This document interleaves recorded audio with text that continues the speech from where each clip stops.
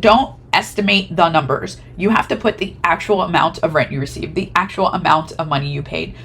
Don't make your thing like, well, I don't remember exactly how many repairs, call it 600. If you have a tax return that looks like this shows the IRS, hey, this person didn't go and pull up their actual records. They're just kind of making up numbers. Hi, I'm Bette Hochberger, CPA, CGGMA. This channel covers tax strategies and preparation, real estate finance, and more. Come learn how to grow your business and keep your wealth.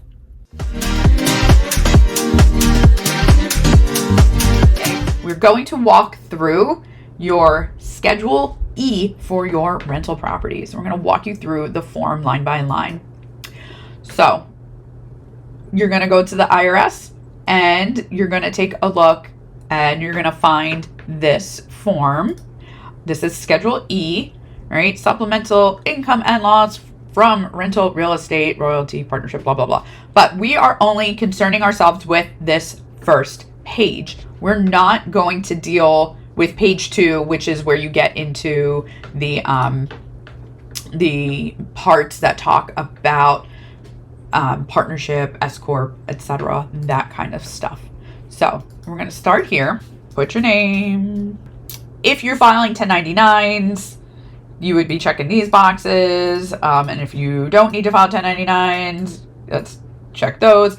That is a whole different discussion. We have videos about 1099 filings. I'm not going to get into it here. So first, address of the property.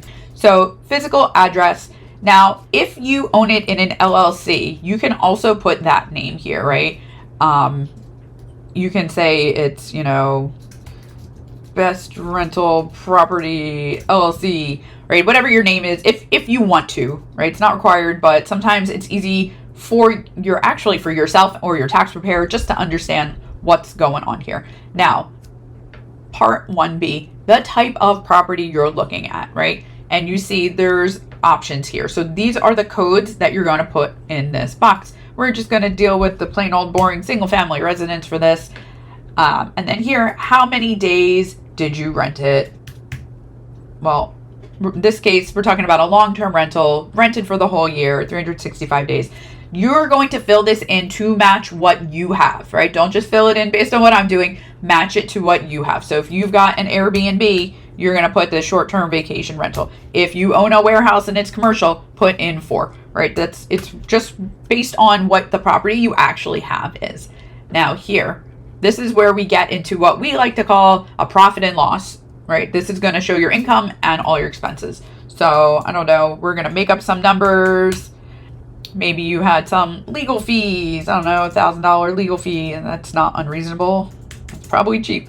Maybe we had some repairs, right? Now, the thing is, don't estimate the numbers. You have to put the actual amount of rent you received, the actual amount of money you paid. Don't make your thing like, well, I don't remember exactly how many repairs, call it 600. If you have a tax return that looks like this shows the IRS, hey, this person didn't go and pull up their actual records. They're just kind of making up numbers. They're estimating, which is a no-no for your taxes. You need to go and actually pull your records. You're supposed to be keeping receipts, right? I forgot the number I put in here, but yeah, utilities is probably a bit more than that, right? You would go through and put your actual amount that you spent.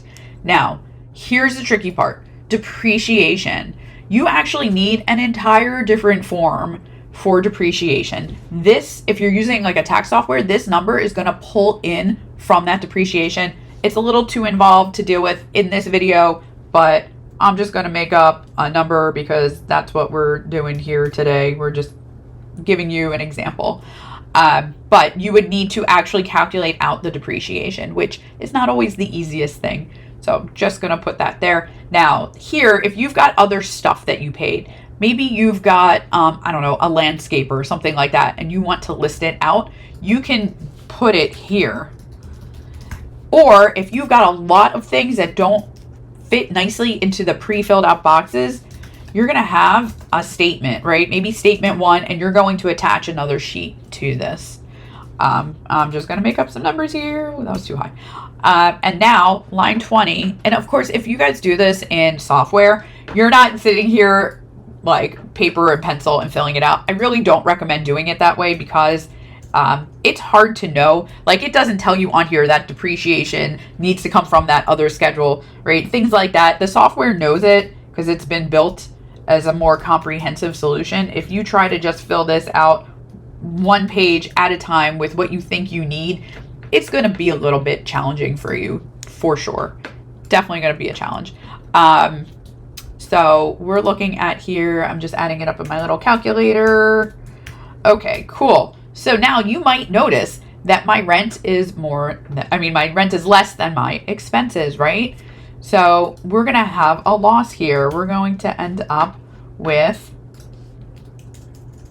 I should have been able to do that in my head, but don't judge me.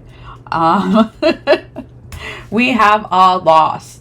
Now, here's where things get a little bit complicated. Again, you're going to need more forms. And you see right here, it talks about form 6198, or here, deductible loss after limitation, form 8525. That's form 8525 deals with your passive losses and whether or not you're allowed to take this. So for a lot of people, this loss is actually going to be a zero. It's going to be what we call a suspended loss. You're not going to be able to carry it forward.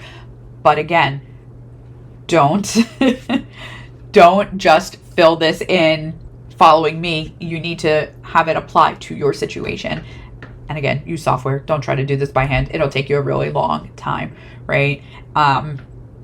So then if you kind of keep going through, I'm only showing you one property here. So we're going to total amount of everything on line 3. Well, we only got 10,000. We didn't deal with royalties on this one. Line 12, I kind of ignored. Line 18, depreciation rate. And again, I made this up. You're going to want to actually fill that in. And then your line 20, right? And then losses. The total losses, a lot of times it's income. So losses from here, line 20 and 22. Sorry. So I don't usually do this manually. 0. So because it's a long term, it's passive, we're going to be stuck with 0, 0, 0, 0. That's the drawback. And again, this has to apply to your specific situation, which it might not always apply to you. Even though I said we're only going to worry about page 1 because that's where the rental properties go. When you scroll here to page 2, there is this part here where you're kind of like combining stuff and getting into it. And there's more areas that you can bring in other income and expenses, etc. It gets a little bit complicated, but for the most part, rental property, you're looking at primarily this Schedule E. So it should look something like this when you're finished, right? Yeah, it's a fun one. It really is. So as you can see, it's a kind of complicated topic. It's not the easiest form to even fill out. There's a lot of other forms that get brought in.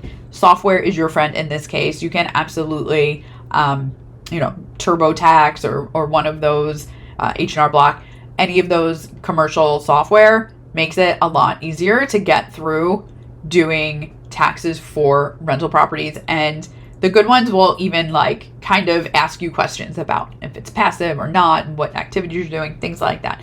But it's very challenging to go it alone in real estate with your taxes. So I hope this was helpful. If you have any questions, need more help, obviously hop on our calendar, give us a shout. Happy to finish, and we'll see you next time. Thank you for watching. If you found this helpful, please leave a comment, like, and subscribe. Stay tuned for more tips on growing your business and your wealth. Bye.